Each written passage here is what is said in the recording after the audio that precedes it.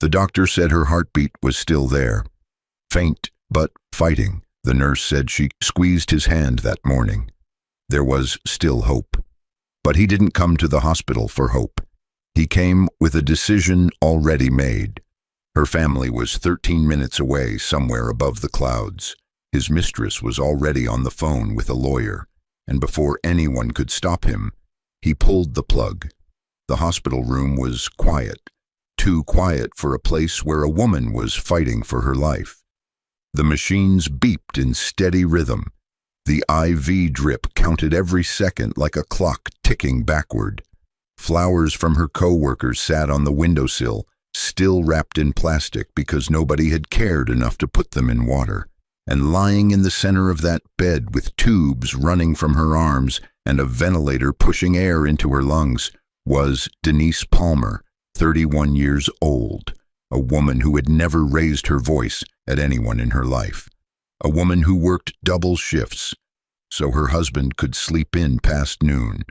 A woman who gave everything she had to a man who was about to take the only thing she had left, her heartbeat.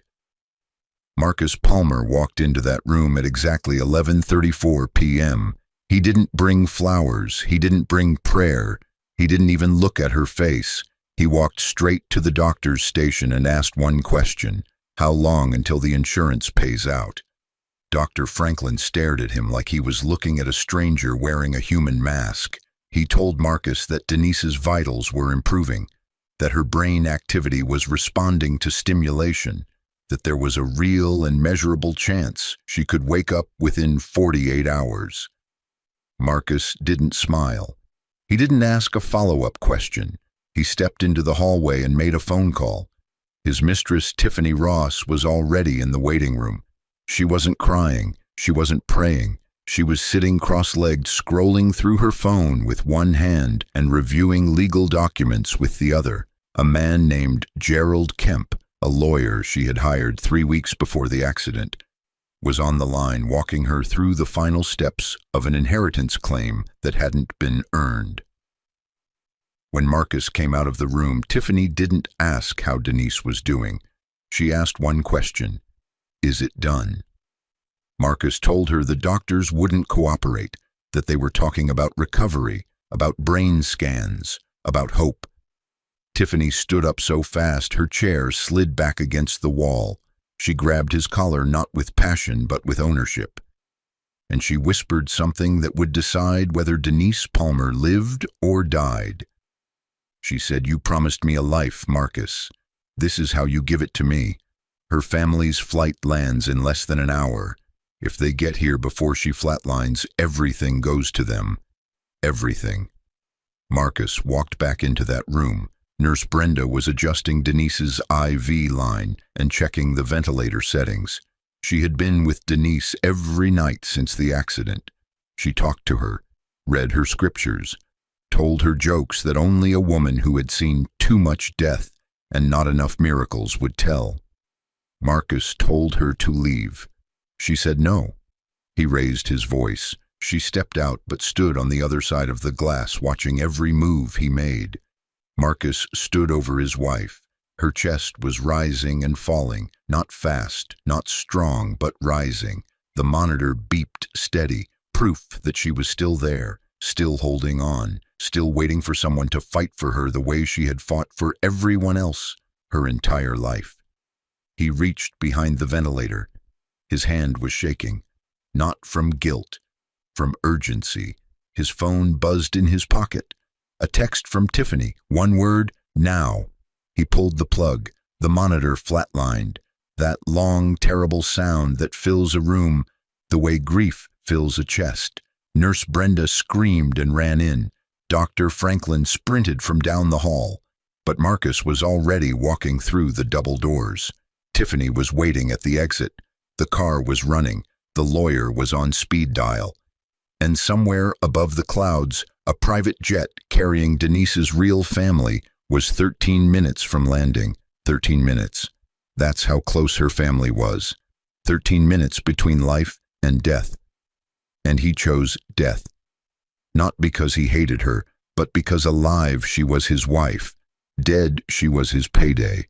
But to understand how a man gets to the point where he can stand over his dying wife and pull the plug with his own hands, you have to go back, way back, past the hospital, past the wedding, past the lies, all the way back to a small house on a dirt road outside Atlanta, where a little girl sat on a porch reading books while the world turned without her permission.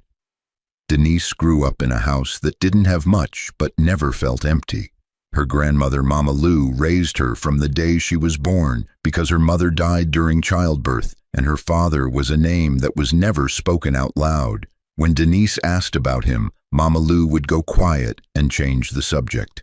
Not with anger, with something heavier, like she was carrying a truth that was too big for a child to hold. Mama Lou raised Denise with 3 rules. Never beg a man to love you, never let money make you ugly, and never forget where you came from. She said those words so many times Denise could hear them in her sleep. They became the bones of who she was, a woman who was soft but not weak, quiet but not empty, kind but not foolish. At least that's what she believed about herself, before Marcus Palmer walked into her life and made her question every piece of it. On her 16th birthday, Mama Lou gave Denise a gift, a gold pendant, simple, old, heavy in the hand the way things that carry history always are. Inside it there was a tiny engraving, 3 letters, DCW. Denise asked what it meant. Mama Lou held her hand and said, "One day you'll understand, baby. Just promise me you'll never take it off." Denise promised, and she never did. She wore it in the shower, she wore it to bed. She wore it on her wedding day under a dress that Marcus never noticed because he was too busy looking at himself in the mirror. What Denise didn't know, what she wouldn't know for years, was that those 3 letters stood for Donald Clayton Whitmore, her father, the founder and sole owner of Whitmore Global Industries, a man whose net worth had been estimated at over $1.3 trillion, one of the wealthiest men on the planet, a man who had left his only daughter in a small house in Georgia, not because he didn't love her, but because he loved her too much to let his world destroy her. Donald had watched over Denise her entire life from a distance so careful it looked like absence. He funded her schools anonymously. He bought the house Mama Lou lived in through a trust she never knew existed. He had a private security team that monitored Denise's safety every single day. But they were given one standing order: do not reveal yourselves unless her life is in immediate danger. He wanted her to grow up normal, untouched by the weight of his name, free from the enemies that came with his fortune. The pendant was his only connection to her. DCW, his initials pressed into gold, a father's signature on a daughter's skin, a promise that one day he would come back for her. He just didn't know he'd almost come back too late. Denise moved to the city for college. She studied nursing, worked double shifts at a diner near campus. She wasn't the loudest person in the room. She wasn't the most noticeable, but she was the most consistent. She showed up. She remembered names. She tipped well, even when she barely had enough for her own meal. She was the kind of person people forgot about until they needed something real, and then they called Denise. She met Marcus at the diner. He came in on a Tuesday wearing a suit that looked too expensive for his confidence. He was charming the way men are when they've practiced it in the mirror, smiled too wide, complimented too fast, ordered coffee he didn't drink just to sit at the counter and watch her work. He told her he was a real estate developer, that he had properties across the state, that he drove a car most men couldn't pronounce. In reality, Marcus was drowning. Debt stacked on top of debt, stacked on top of lies, stacked on top of borrowed time. His credit cards were maxed. His apartment was a month from eviction. The car was leased under a name that wasn't his. But Denise didn't know that. She saw a man who opened doors and remembered her coffee order, and for a girl who grew up without a father, that was enough. That was more than enough. They married within a year. Small ceremony, simple dress. Mama Lou didn't come. She called Denise the night before and said something about, "That boy sits wrong in my spirit." Denise brushed it off, said Mama Lou was just being protective, said Marcus was different. She didn't marry Marcus because he was rich. She married him because he made her feel seen. And that was the most expensive mistake of her life. 3 years into the marriage, the cracks stopped being cracks. They became canyons. Marcus's debts had multiplied. He had borrowed money from people who didn't send letters. They sent visits. Men in dark cars parked outside the apartment at midnight. Envelopes slipped under the door with numbers written in red ink. Marcus would grab them before Denise could see. He'd say it was junk mail. She'd nod.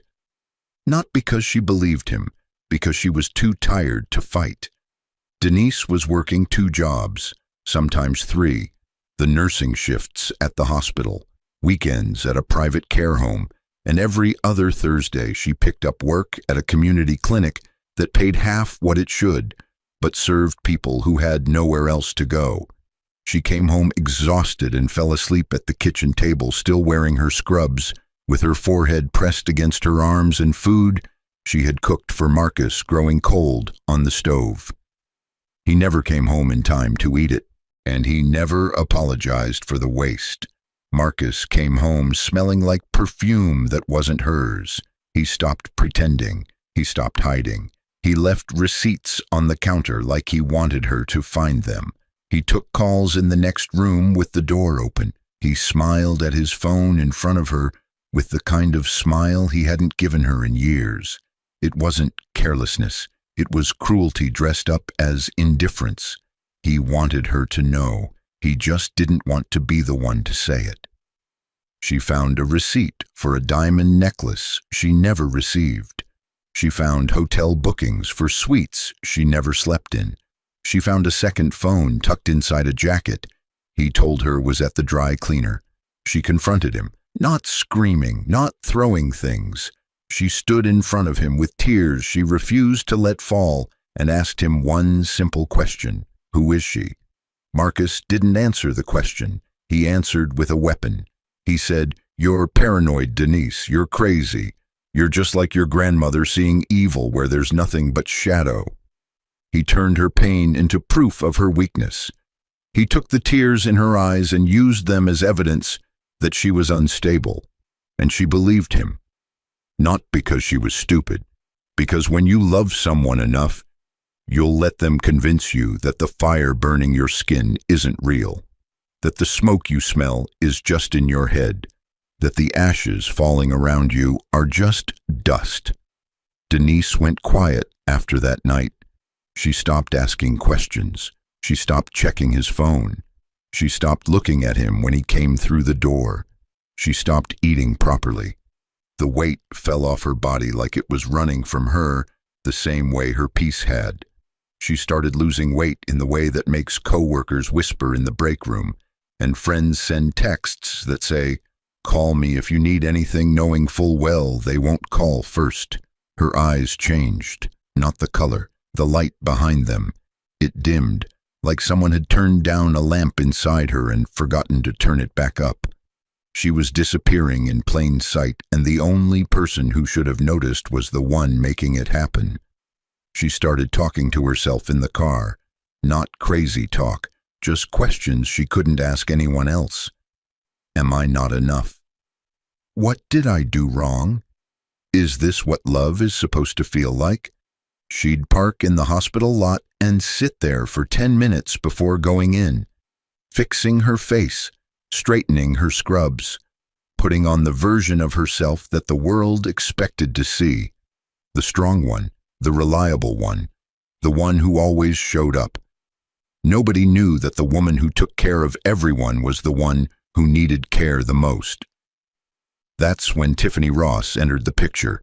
She worked at a luxury real estate firm downtown, the kind of place where the coffee costs $12 and the clients arrive in cars that cost more than most people's houses. Marcus had walked in pretending to be a buyer, looking at penthouse listings he could never afford. Tiffany saw through him in 5 minutes. She knew he was broke the way women who grow up around money can smell the absence of it on a man no matter how expensive his cologne is. She knew the suit was rented. She knew the watch was fake. She knew the confidence was borrowed from someone else's life. But she also saw something else. She saw a man who was married. And in Tiffany's world, married men were not obstacles. They were opportunities, doors with locks that could be picked if you had the right combination of patience and pressure. She didn't fall for Marcus. She recruited him. Tiffany didn't want Marcus, not his body, not his charm, not his conversation. She wanted what Marcus could get her, and she was willing to play the long game to get it. She started digging, not into Marcus, but into his wife. She hired Gerald Kemp, a disbarred attorney who had been quietly practicing under a fake license for 6 years in 3 different states, and told him to find out everything about Denise Palmer, where she came from, who her people were, why a woman who worked double nursing shifts and drove a car with a cracked windshield wore a gold pendant that looked like it cost more than everything she owned combined. What Gerald found changed everything. He told Tiffany that Denise Palmer was actually Denise Clayton Whitmore, the sole biological daughter of Donald Clayton Whitmore, the founder of Whitmore Global Industries. Her name was listed as the primary beneficiary in a sealed will that activated upon Donald's death or upon Denise's death if she had no living children. The inheritance was estimated at over $1 trillion, and here was the part that made Tiffany's hands shake. If Denise died without children and Marcus was still her legal spouse at the time of death, he would inherit everything by default under state law. Everything. Tiffany called Marcus that night. She didn't say, "I love you." She didn't say, "I miss you." She said, "Your wife is worth more dead than alive, and I know exactly how to make it happen." 3 weeks later, Denise was driving home from a night shift. A car ran a red light and slammed into her driver's side door at full speed. She was rushed to the hospital in critical condition, broken ribs, internal bleeding, severe head trauma. The police called it a hit and run. No witnesses, no cameras, no leads. But the narrator knows what the police didn't. The car was rented by Gerald Kemp, paid for in cash at a lot 3 cities away. Tiffany planned the route. Marcus confirmed the timing. They knew exactly when Denise would be on that road because Marcus had memorized her shift schedule months ago. Not out of love. Out of planning. Denise survived the crash.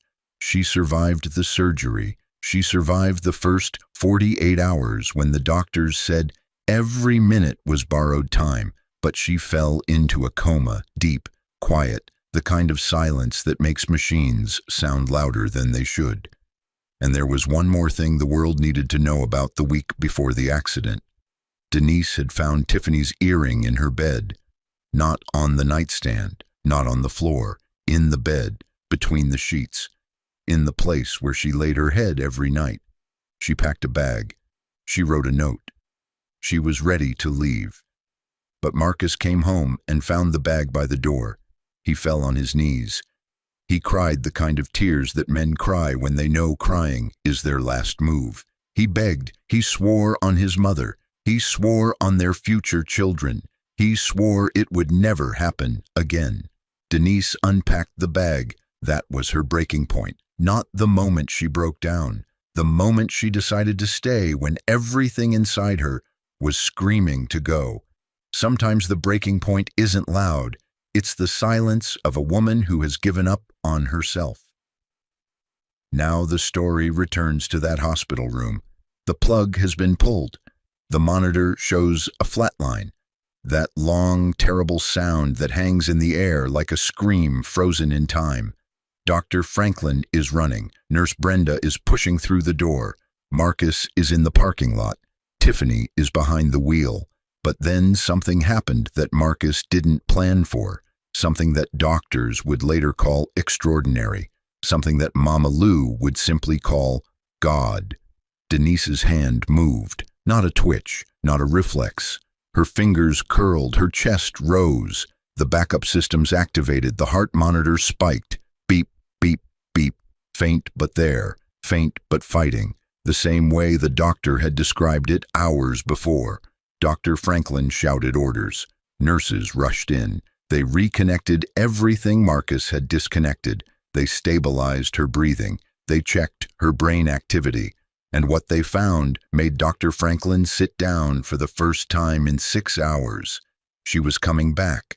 Denise was alive, barely, hanging on by a thread so thin you couldn't see it, but alive. Marcus didn't know. He was already on the highway doing 90 with Tiffany in the passenger seat. Gerald was on speakerphone talking about filing deadlines and death certificates and probate court timelines. They were dividing a dead woman's fortune. Except the woman wasn't dead. 23 minutes after Marcus pulled the plug, a black SUV convoy pulled up to the hospital entrance. 6 vehicles, tinted windows, security detail in dark suits with earpieces, and the kind of posture that doesn't come from the gym but from training. And in the center vehicle, sitting upright, despite the cancer eating through his bones, was Donald Clayton Whitmore, Denise's father. He had flown across the country the moment his security team flagged the accident. His private jet landed 13 minutes after Marcus pulled the plug. 13 minutes. The same 13 minutes that were supposed to be the gap between Denise's death and her family's arrival. But God or karma or whatever you choose to call the force that protects the innocent decided that 13 minutes was enough. Donald walked into that hospital room with a team of lawyers behind him, led by his personal attorney, Lorraine Beckett. Lorraine was 62 years old, silver hair, reading glasses she never actually needed, and a legal mind so sharp that opposing lawyers had been known to settle cases just to avoid facing her in court. She had been with the Whitmore family for 30 years. She had been waiting for someone to mess with Donald's daughter. She just didn't know she'd been waiting this long. Donald stood beside Denise's bed. He looked at the tubes, the bruises on her face, the pendant that had fallen out from under her hospital gown. DCW, his initials on his daughter's chest. He picked it up with hands that were trembling not from age, but from rage wrapped in grief. He whispered 2 words that carried 30 years of regret. I should have come sooner. Lorraine didn't waste time with emotion. She pulled the hospital security footage from the past 12 hours. She watched Marcus walk into the room. She watched him tell the nurse to leave. She watched him reach behind the ventilator. She watched the flatline. She watched him walk out. She watched Tiffany meet him at the exit. She watched the car pull away. Then she pulled phone records. Tiffany's calls to Gerald Kemp, Marcus's texts, the one that said it's done, start the paperwork. She pulled the rental car records from the hit and run investigation. She traced the vehicle to Gerald Kemp. She found the cash withdrawal. She found the route planning saved in Tiffany's cloud storage. Within 6 hours, Lorraine had built a case that most prosecutors would need 6 months to assemble. She walked into Donald's room and laid it out clean and clear. This wasn't an accident. This was attempted murder for inheritance. Your daughter's husband tried to kill her. His mistress planned it. Their lawyer executed it, and they almost got away with it. Donald listened without moving. His face didn't change. His hands didn't shake. When Lorraine finished, he said 1 word. Finish them. 2 days later, Denise opened her eyes. The first face she saw was a man she didn't recognize. Old, tired, sitting beside her bed like he had been there for years, not days. His suit was wrinkled, his eyes were red. His hand was holding hers, and she could feel the tremor in his fingers. Donald. He was holding her hand. The same hand that had squeezed the nurse's finger that morning when everyone thought she couldn't hear. She could always hear every word the doctor said, every beep of the machine, every footstep in the hallway. She heard Marcus tell the nurse to leave. She heard the flatline. She heard her own death. She just couldn't move, couldn't scream, couldn't fight. Her body had trapped her inside itself while the man she loved tried to end her. Donald told her everything slowly, gently, the way you tell a child something that will change the shape of their world forever. Who he was, why he left her with Mama Lou, the pendant, the initials, the trust, the inheritance, the $1 trillion empire that belonged to her and only her. He told her about the security team that had watched over her since she was a child, the schools he funded, the house he bought, the birthday cards he wrote but never sent, because he was afraid that one letter would unravel the protection he had spent 30 years building around her. Denise looked at the pendant around her neck. DCW, 3 letters she had carried for 15 years without understanding. She touched them with fingers that still trembled from sedation, and she cried. Not for the money, not for the empire, not for the years she spent broke when she was secretly the richest woman in any room she walked into. She cried for the father who had been there all along disguised as absence. For the man who loved her so much, he stayed away. For the letters he never sent. For the birthdays he watched from a distance.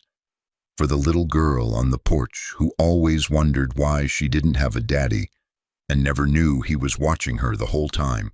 Then Lorraine walked in, and the crying stopped.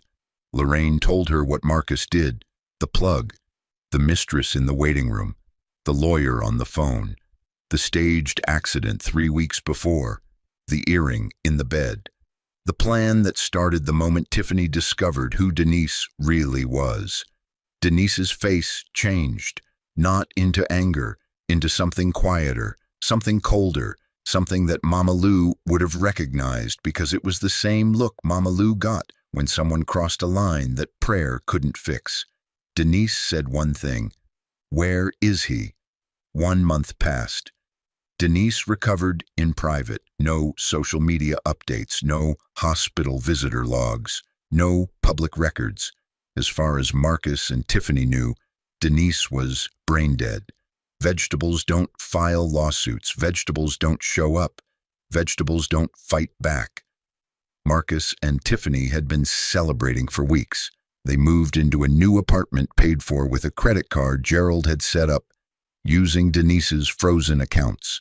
They filed the inheritance claim. They hired a second lawyer to speed up the probate process. They were shopping for a house in the hills. Tiffany was already picking furniture.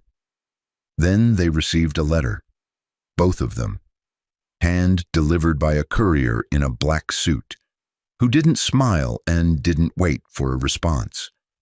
A formal invitation to a will reading at Whitmore Global Industries headquarters. The letter said the Whitmore estate was being distributed and all persons with claims to the beneficiary's assets were required to appear. Marcus looked at Tiffany. Tiffany looked at Gerald. Gerald said, "This is it. This is the meeting where they distribute the money. Dress nice." They arrived at the Whitmore building on a Tuesday morning. Glass tower, 52 floors, the kind of building that makes you feel small before you even walk through the door. Security checked their IDs and led them to the 38th floor, a boardroom with a table long enough to seat 30, dark wood, leather chairs, floor-to-ceiling windows with a view that made the city look like a toy set.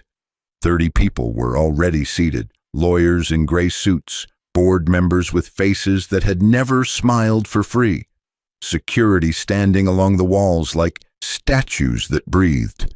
Marcus straightened his tie. Tiffany adjusted her dress. Gerald clutched his briefcase like it was a life vest. At the head of the table there was one empty chair. The door opened. Denise walked in. Not the Denise who worked double shifts and fell asleep at kitchen tables. Not the Denise who unpacked bags and believed lies and wore holes in her shoes because she gave every dollar to a man who gave nothing back. Not the Denise who sat in parking lots asking herself if she was enough. This was a different woman, same face, same pendant, but different eyes. Eyes that had seen the bottom and decided the bottom wasn't where she was going to stay. Eyes that had flatlined and come back. Eyes that had been closed when a man she loved tried to end her life and were now wide open, staring at him from across a 30-foot table. Hair done, dressed in white. Not bridal white, not surrender white. The kind of white that light wears when it enters a dark room. The gold pendant resting against her chest, catching the light from the floor to ceiling windows, like it was glowing from the inside. She didn't look at Marcus. She didn't look at Tiffany. She didn't look at Gerald and his shaking briefcase. She walked to the head of the table and sat down in the empty chair, like she had been sitting there her whole life. Like the chair had been empty all these years because it was waiting for her. Because it was. Marcus's face went white. His mouth opened, but nothing came out. His hands gripped the armrests of his chair like the room was tilting. Tiffany grabbed Gerald's arm hard enough to leave marks through his suit jacket. Gerald's briefcase started trembling in his hands. The documents inside that he thought would make him rich were about to become the evidence that would end him. Lorraine Beckett stood up, adjusted her glasses she didn't need, and spoke in a voice that filled the room without raising above a conversation. "Ladies and gentlemen, allow me to introduce the sole biological heir and now acting chairwoman of Whitmore Global Industries, Denise Clayton Whitmore, estimated net worth $1.3 trillion. The room was silent, the kind of silent that makes your ears ring. Denise looked at Marcus for the first time in 31 days. She didn't yell, she didn't cry, she didn't ask why. She said 6 words that landed heavier than anything a courtroom has ever heard. "You pulled the plug on the wrong woman."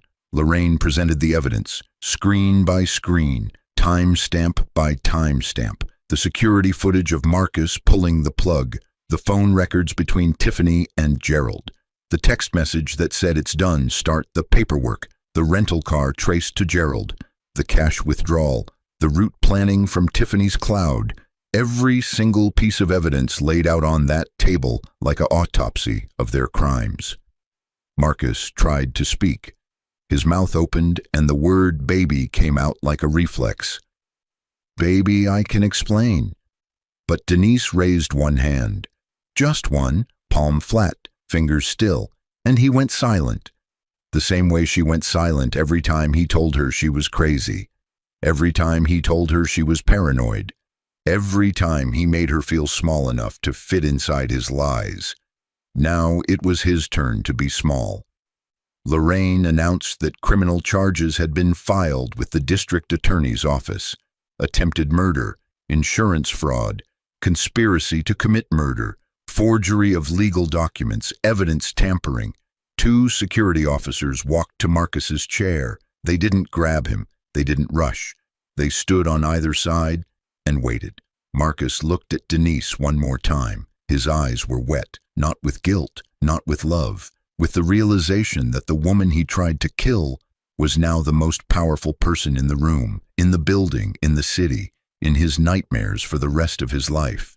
He opened his mouth one more time. He wanted to say something, anything, but the words that came out were the words of a man who had run out of lies. "Please, Denise, please." She didn't blink. They escorted him out in handcuffs. He screamed her name down the hallway. Denise, Denise, Denise, each time louder, each time more desperate, each time more meaningless. She didn't turn around. She didn't flinch. She didn't even close her eyes. She sat in that chair and let his voice fade, the same way she had let her old life fade. Quietly, completely without looking back. The door closed behind him and the room exhaled. Tiffany tried to run. She stood up so fast her chair fell backward. But security was already at the door. Lorraine handed her a separate folder. Inside was everything. Her coordination of the hit and run. Her calls with Gerald. Her knowledge of the murder plot from the very beginning. Her text to Marcus that said if they get here before she flatlines, everything goes to them. Her own words used as the lock on her own cage. Tiffany broke down, not gracefully, not quietly. She collapsed against the table and pointed at Marcus's empty chair and screamed it was his idea. I just wanted the money. I didn't think she would survive. Denise looked at her. Not with hatred, with something worse. Clarity. She said you rehearsed your tears for my funeral, Tiffany. Now you can cry for real at your own trial. Tiffany was escorted out. Gerald Kemp didn't run. He didn't cry. He opened his briefcase with shaking hands and tried to present his forged documents. Lorraine's legal team dismantled them in less than 90 seconds. Every signature was wrong. Every date was fabricated. Every seal was forged. His fake law license was exposed. His bar registration that didn't exist was entered into evidence. Gerald was led out without saying a word. His briefcase was left on the table. Nobody picked it up. Denise filed for divorce that same afternoon. The papers were drawn up by Lorraine's team in under an hour. Marcus received nothing. Not a dollar, not a chair, not a memory. Every asset he had touched was frozen. Every account was seized. Every lie he had built his life on was dismantled with the same precision Lorraine used to build cases that never lost. The apartment Tiffany helped him rent was emptied by federal agents. The credit cards Gerald set up were canceled. The furniture Tiffany picked out was repossessed. The house in the hills they were shopping for became the punchline of a joke nobody was laughing at. Marcus was sentenced to 25 years, attempted murder, conspiracy, insurance fraud. He entered the courtroom in the same suit he wore to the boardroom. He left in an orange jumpsuit. Tiffany received 18 years. Gerald received 12 plus a permanent ban from practicing law in any state. The judge said something during sentencing that the narrator won't forget. He said some people marry for love, some people marry for money. But you, Marcus Palmer, married for murder, and that is something this court will never forgive. He married her thinking she was poor. He tried to kill her thinking she was weak. He pulled the plug thinking it was over. But the only thing that died in that hospital room was his future. After the trials, after the sentencing, after the headlines faded and the cameras moved on to the next tragedy, Denise drove back to Georgia. Same highway, same exit, same dirt road she grew up on. Mama Lou was sitting on the porch, same rocking chair, same glass of sweet tea, same eyes that saw everything before it happened. She didn't stand up when Denise pulled in. She just smiled. The kind of smile that says, "I know, baby. I always knew." Denise sat beside her. No words for a long time. Just the sound of crickets and a rocking chair, and two women breathing the same air they had been breathing together for 31 years. Then Mama Lou looked at the pendant and said, "You finally know." Denise nodded. Mama Lou took her hand and said, "Money didn't save you, baby. Your spirit did. You survived because you were built to survive. Don't ever forget that." Donald's cancer was terminal. He knew it before he flew to that hospital. He knew it when he walked into that boardroom. He knew it when he watched his daughter sit in the chair he had built for her 30 years ago. He didn't have long, but he spent every remaining day with Denise, teaching her the business, introducing her to the board, walking the halls of the empire he built, brick by brick, deal by deal, sacrifice by sacrifice, all for the little girl on the porch with holes in her shoes and a pendant she didn't understand. On his last evening, he held her hand in the same hospital where she almost died. Different room, same machines, same beeping. He looked at her and said, "I left you so the world wouldn't hurt you, but the world found you anyway, and you still stood. I'm proud of you, Denise." He passed that evening, quietly, the way storms end, not with thunder, but with the slow return of something peaceful. Denise held the pendant and whispered, "DCW." And for the first time, those 3 letters didn't feel like a mystery. They felt like home. Denise took over Whitmore Global Industries, but she didn't change who she was. She wore simple clothes to board meetings where men in $5,000 suits tried to impress her. She visited Mama Lou every Sunday without fail, bringing sweet potato pie from the same bakery they went to when she was 9. She tipped waitresses double because she remembered what it felt like to work for tips and pray they were enough to cover bus fare home. She answered her own phone. She carried her own bags. She opened her own doors. She started a foundation in her mother's name, built 3 hospitals in underserved communities, funded nursing scholarships for women who worked double shifts the way she used to. She didn't do it for the headlines. She did it because Mama Lou taught her that money is only heavy when you hold it for yourself. She ran a $1 trillion empire with the same quiet strength she learned on that porch in Georgia. The same patience, the same grace, the same stubborn refusal to become the thing that tried to break her. She didn't become powerful when she found out who her father was. She was always powerful. The money just let the world see what Mama Lou always knew. The last scene takes place in the hospital room, the same room where Marcus pulled the plug. It's empty now, clean. White sheets pulled tight across the bed. No flowers, no machines, no beeping, just silence and sunlight coming through the window, painting a rectangle of gold on the floor.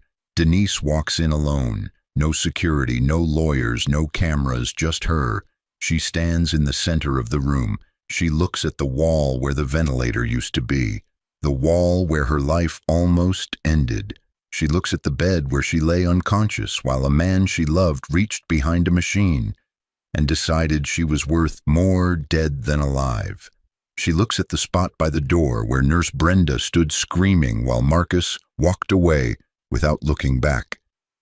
She touches the pendant one more time. DCW. The letters are warm against her fingers, the same way they've always been, the same way they were when Mama Lou placed them around her neck on a porch in Georgia, on a birthday that smelled like sweet potato pie and evening rain. Then she takes it off, places it on the bed, looks at it for a long moment. The gold catches the sunlight. The initials shine. For 1 second, the pendant is just an object, just metal, just letters. But then she picks it up and puts it back around her neck, where it belongs, where it has always belonged.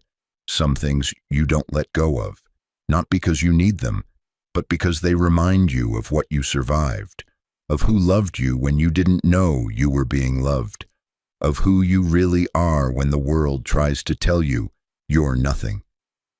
She walks out. Her footsteps echo once, twice, then silence. The door closes, and the screen fades to black. If this story touched your heart, if you felt the pain and the power of a woman who refused to stay down even when the people closest to her tried to bury her alive, then do me one favor, hit that subscribe button, turn on the notification bell, and share this video with someone who needs to hear this story today. Because sometimes the person they tried to destroy becomes the person they could never become. I'll see you in the next one.